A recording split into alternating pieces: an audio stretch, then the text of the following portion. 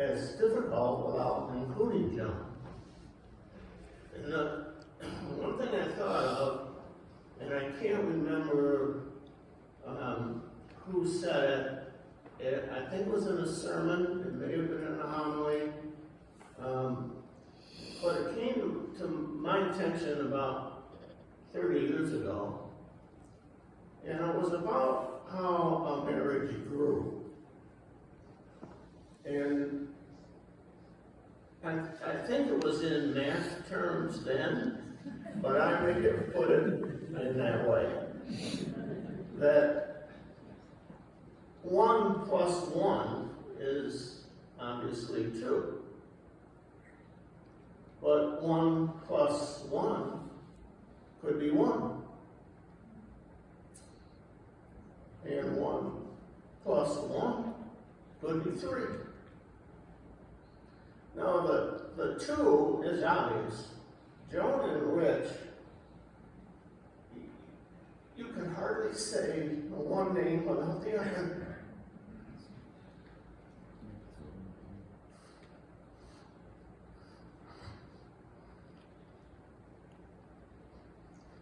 But the point was that in a marriage, that love had to grow. It couldn't remain static. I guess in modern times,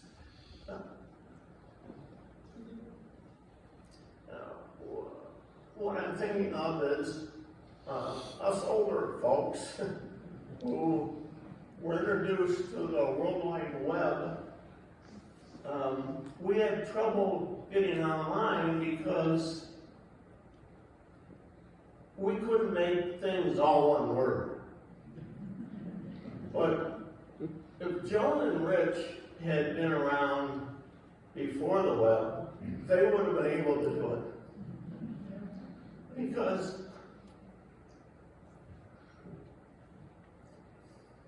it would have been JOANANDRCH.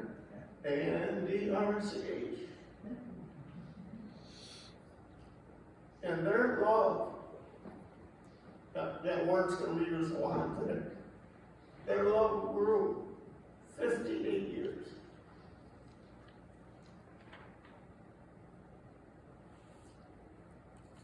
Though 1 plus 1 is 3, brings Jesus into the equation. And with that, their love for each other grew even more.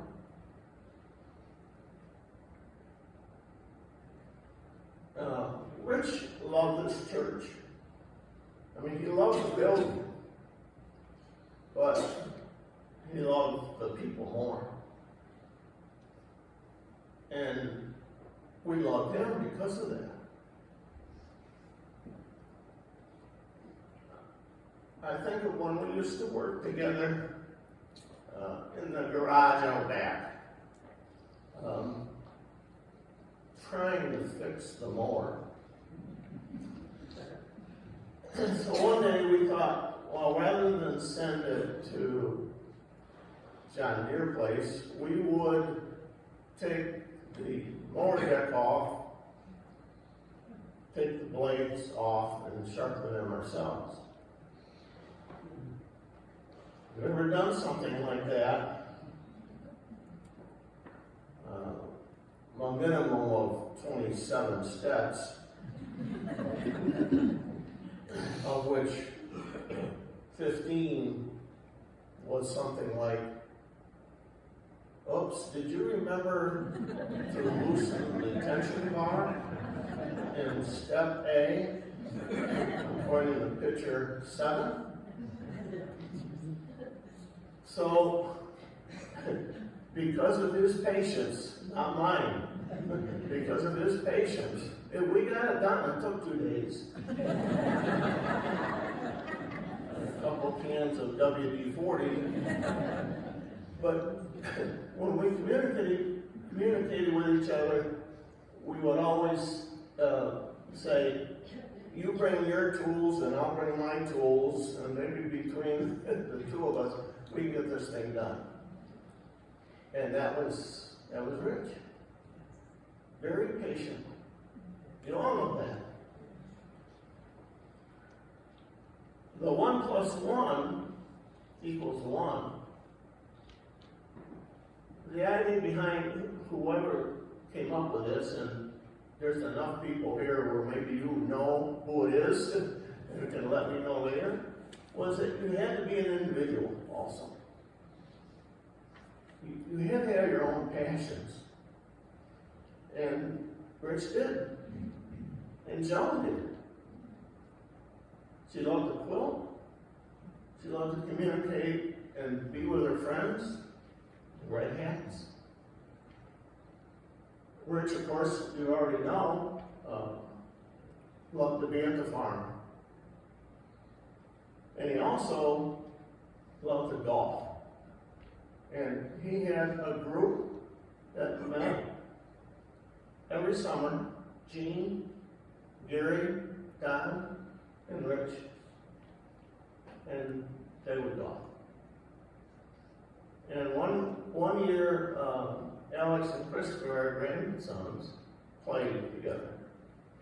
And to get into Rich's sense of humor, he put down one of those golf balls that explodes. And I'm surprised he didn't give it to me to hit, but he did it himself. I mean, that's the way he was, and is.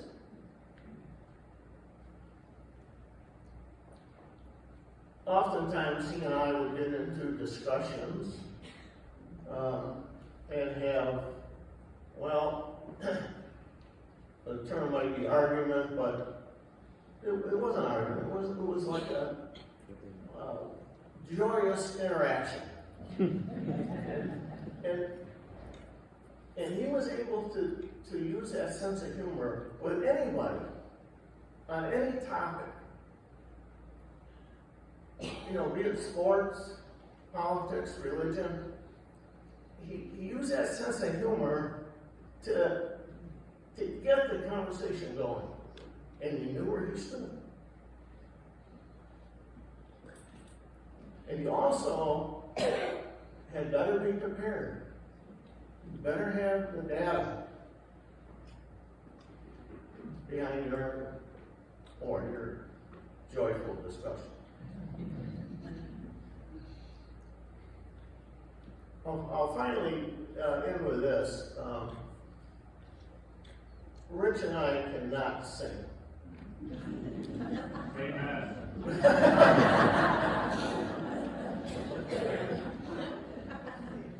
Rich is smart enough not to try. I always try. So it was one of his running jokes again was someday we're going to join a choir and sing. Well, no. That wasn't going to happen. But now he's going to sing.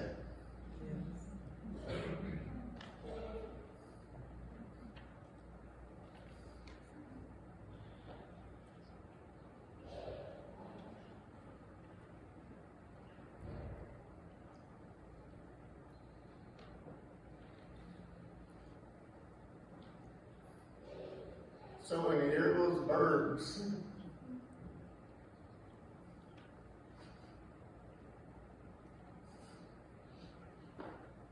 you're going to hear Rich.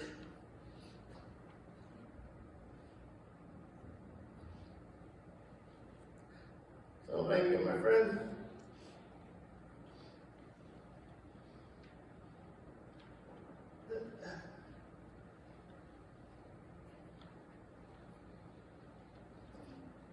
You are loved.